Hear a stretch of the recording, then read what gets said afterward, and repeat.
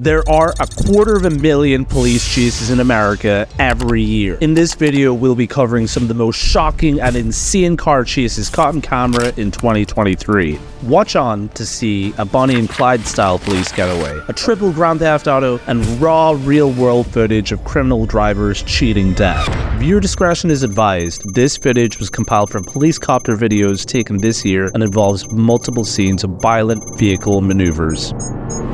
White minivan going 30 miles per hour slows to a halt on Tampa Avenue in LA. The suspect jumps out on foot and makes his way towards a gas station. I hope his plan is not to try to take somebody's car. He's obscured as he's beneath the gas station roofing. The helicopter zooms out to get a visual on the suspect as reporters brace themselves for another carjacking. They were going to stay a little bit wider, not trying to see him, but if he tries to steal somebody's car, I want to see that vehicle make their way out. Tensions rise as there's still no visual of the suspect from the camera. We don't know what's going on now. After a few 10 seconds pass, we can see the young suspect has managed to carjack a white BMW. The reporters are shocked. Uh-oh. No way. Uh-oh. No way. Uh-oh. That's what I was talking about. What? That's exactly what I was talking about. The suspect pulls into an active main road, reaching speeds of over 80 miles per hour. As the camera zooms in, the tense reporters try to figure out whether or not somebody else is in the BMW. Have we ever seen something that crazy? I cannot believe that. I saw that he ran. Wait a minute. Is there? I'm trying to look at the passenger. I hope there's not somebody in that car. I'm trying to look at that passenger side. The windows are so tinted, it's difficult. The reckless suspect speeds past civilians, again exceeding 80 miles per hour. The reporter's main concern is whether or not there is an innocent civilian in the car still. I am just hoping no one is in that vehicle. Unfazed, the suspect reaches speeds of 100 miles per hour, touching the triple-digit mark. Look at those speeds, almost touching triple digits. This was one of the reasons why I was worried when I saw it was a BMW. We just went from a van to a BMW, and this driver definitely always pushing those vehicles to the limit. The driver takes a drastic hard right, pulling the brakes and continues to accelerate to dangerously high speeds. The reporter, shocked at the carjacking, hilariously chips in with his lesson of the day. I gotta tell you, I am that guy that, especially on hot days, I don't shut off my car when I'm filling it up. But you know what? I'm from now on in, those keys, that button is pushed, the car is off, and those keys are staying with me. Tensions rise as once again he exceeds 100 miles per hour, running a red light, luckily on a clear intersection, avoiding any pedestrian damage. In a shocking twist, we find out the suspect has committed triple Grand Theft Auto, now in a white van. The suspect attempts to U-turn, but he gets stopped mid-turn attempting to avoid collision with a white truck. He then drastically reverses into a patrol car close behind him, which proves to be a fatal maneuver as he gets boxed in from the front by another patrol car, only to be rammed from the side by a third patrol car. Police exit their vehicles, closing in and surrounding the suspect with firearms drawn. There's a slight delay in panic as we don't know whether or not the engine of the van is still running. But right now that van, stuck-ish. But is it shut down? Is the engine off? Is this person complying? I don't know. He finally exits the vehicle with his hands in the air, knowing that his time is up. The suspect surrenders, taking off his jacket and laying face down on the scalding Californian road. The reporter hilariously commentates their personal opinion. And you can see it right there. They got officers. They got this guy down on the ground. I'm sure that's hot pavement. But right now, you know what? Oddly enough, I just don't care that much for his comfort. A police car and truck are in hot pursuit of a Dodge Charger in Houston, Texas. We can see the police pursuit vehicles somewhat taking it easy on the suspect. There's a new policy in the city of Houston, at least, when it comes to police pursuits. They're trying not to be as aggressive as they used to, depending on what it is the person they're pursuing is accused of doing. The suspect continues to put the public in danger by recklessly running a red light. Although it's a recent protocol for the Houston police to take less drastic measures on the vehicles they're pursuing, they keep the pressure on the suspect. They're not letting up on this driver coming into more traffic. Of course, it's rush hour in Houston, so we all know what that is like. He proceeds to dangerously weave in between active civilian traffic, getting within inches of passers-by and becoming an increasing threat on the road. Tensions rise as he tightly maneuvers, taking a U-turn through public traffic. And again, Gene, like I know you were talking about, there is definitely smoke coming from one of those tire wells right there. Here's where we get to the crux of the chase, however. The getaway car had a damaged left rear tire which is visibly smoking up, making making him much more prone to crashing beyond speeding through active civilian traffic alone. As things heat up, the possibility of a pit maneuver is mentioned. And of course, right now we were talking about that new chase policy, and I look at the officer trying to use one of those possible pit maneuvers to hit the back fender of the car. However, options on public roads are running out for the suspect, as he's taken quite a few U-turns already. It almost feels like he's going in circles. He's done at least 2 to 3 U-turns in the 5 minutes we've been following here. And he could not shake them. Yeah, and this is where my stomach gets tight, though. He's just speeding through all these side roads. You don't know when anybody's going to pull out on one of the side roads, not suspecting that a car is going to be coming at anywhere from 60 to 80 miles an hour. The suspect escapes the residential area and makes it back onto a main road. The reporter asks for a reading on the speed of the Dodge Charger. Can you tell for us, Tammy, how fast the vehicle is traveling? I know sometimes we're able to assess that with the technology there in the chopper. The driver has seemingly nothing to lose at this point as he reaches speeds of over 100 miles per hour. The suspect's split-second maneuver prevents him from a head-on collision with an oncoming pedestrian driver by inches, as we hear the reporters clench their teeth. Even after cheating death multiple times and putting many Houston residents at death risk, one thing is for sure: this driver has zero interest in stopping. They're not stopping, and they're continuing to go, so hopefully it doesn't turn into a pretty bad situation, because we have seen some pursuits lately that unfortunately turn deadly. The suspect returns to a congested freeway, making things much worse, accelerating again to speeds exceeding 100 miles per hour. He takes to the left side of the road, narrowly avoiding pedestrians. The pursuit explodes into a dangerous climax as he collides with 3 consecutive civilian vehicles in a row, causing damage to the Charger and igniting something within the vehicle. Sparks dangerously fly as the runaway vehicle slows to a halt. We finally get a much anticipated look at the suspect as he exits the vehicle. In a shocking twist, we see that the suspect had their dog in the car with them during the whole chase, and as is a testament to the thick and thin loyalty of the suspect's canine companion, the dog proceeds to follow him, managing to pass oncoming traffic during the suspect's on-foot escape. The suspect makes it to the car park, where he tries to hide in the darkness between the many cars. However, he's got no hope of escaping, as police helicopters are directly relaying intel back to ground enforcement. The police close in tactically with consideration as to whether or not the suspect is in possession of a firearm. Hopefully this person does not have some sort of weapon. Again, that is something that police have to take into account, because safety is first.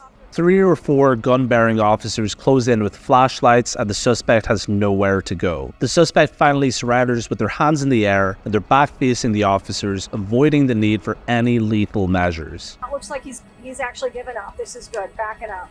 This is what we like to see for an ending. This has to be one of the most insane chases we've seen so far, from the explosive triple collision on the freeway to the surprise twist that the suspect's dog was riding shotgun. Never seen a pursuit where there is a dog involved following the suspect, trying to get away from a scene. Officers are in hot pursuit of 3 reckless burglary suspects speeding in Mercedes on the motorway. They've been seen dangerously fighting oncoming traffic for close to an hour, alarmingly showing no indications of fatigue. Then he knows he's in for some more traffic, and something tells me that this guy does not want to keep fighting that traffic that he's been fighting for the better part of the last hour or so. That's just a guess, but obviously he may have a destination in mind. The burglary suspects speed through the freeway, dangerously about to maneuver an 18-wheeler. Soon after, they swerve left past a green light onto surface streets, actively endangering the public and seemingly preempting an aggressive police maneuver. Here, and now we can expect a possible pit maneuver here if they see an opportunity. One has to believe that pit maneuver has been authorized by now. The burglars toy with death and test their luck as they weave into the intersection, recklessly endangering civilian cars around them. But you see people at intersections and you have a car going this fast, Chris, you start talking about some real dangerous possibilities. You've got innocent motorists left and right, pedestrians. What was an uneventful pursuit may very quickly become very eventful. What seemed like once a linear chase is cut short by an action-packed climax as the officer bravely performs a pit maneuver to apprehend the suspects, bringing them to a complete stop. The Mercedes instantly gets cornered by 3 police trucks. The driver exits the vehicle with their hands in the air, accepts his fate, and goes to the ground. We see 6 or 7 police cars come into the scene, and close to a dozen gun-wielding officers exit their vehicle as the helicopter zooms out. The driver gets arrested, and the 2 other burglary suspects who remain in the car get surrounded at gunpoint. What an insane chase and climax. This is prime example of what happens when the police get pushed to perform an offensive maneuver on the road. Things get different as we go from a car chase to a motorbike chase. However, this chase does not feel the shock. We're in Brazil and our police motorcyclist is in close pursuit with a young Latin American Bonnie and Clyde who managed to repeatedly cheat death by inches while weaving through the busy Sao Paulo streets. The hot pursuit continues as the motorcyclists skillfully wind through the roads. We see resident pedestrians crossing the streets, workers on the side of the road, a group of school children, all of whom thankfully avoid collateral. Both the couple and the officer manage to narrowly avoid a ladder when taking to an alleyway. The suspects and officer manage to duck and weave past a bus full of civilians and proceed to speed down an unbelievably steep road as we see the sunlit Sao Paulo skyline. We're on the edge of our seats as both motorcyclists manage to steer clear of pedestrian vehicles just barely. How long can the suspects keep this up? The suspects manage to cheat death once again, maneuvering past the second civilian bus by inches this time. Things get heated as the officer seemingly shouts at the suspects.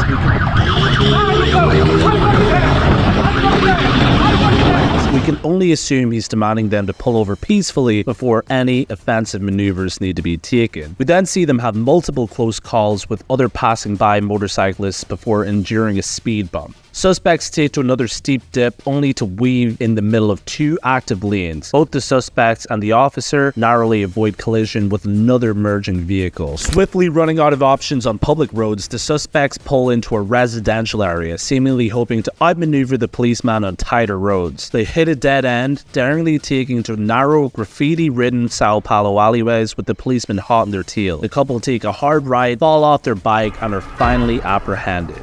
What a breathtaking chase. The sunny winding roads of Sao Paulo seem like a more fitting backdrop for a Bond movie or Uncharted more so than a real-life motorbike getaway. We see our suspects cheat death on multiple occasions, narrowly avoiding pedestrian collisions only to be finally apprehended in the alleyways.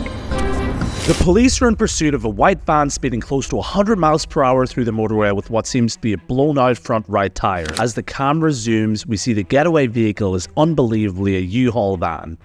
Okay, so it's got the blown front right tire. Looks like he's driving really fast, but just on the rim of the right tire there. The suspects are driving on the rim of the vehicle, which is insane. This pursuit is unbelievably intense considering the dozens of pedestrians the heavy white van is putting at risk at any given time. It's suggested that the getaway is linked to an assault on a police officer. It started down south, as Rob said, as an alleged assault on a police officer. This guy is flying. There could be 3 males in this vehicle again. Things take a turn for the worst as the van speeds past a big rig by inches and hits a silver civilian vehicle. The line has officially been crossed due to the harm of a civilian, so the police finally take it upon themselves to perform a pit maneuver. Even after another offensive maneuver, the suspects do not let up. At this point, the driver is taking suicidal risks for himself and the 2 other suspects. A pursuit vehicle closes in for a second pit maneuver. Another tire has dislodged from the wheel, but the driver recklessly continues. The suspect pushes the van beyond its limits, with the traffic cone lodged in its front right tire. As there's already been an assault, the officers are as of yet unsure whether or not the 3 suspects are armed. The police perform a third pit maneuver. The suspect's van spins 180 degrees, losing control and seemingly slowing down. Around a dozen police vehicles close into the scene,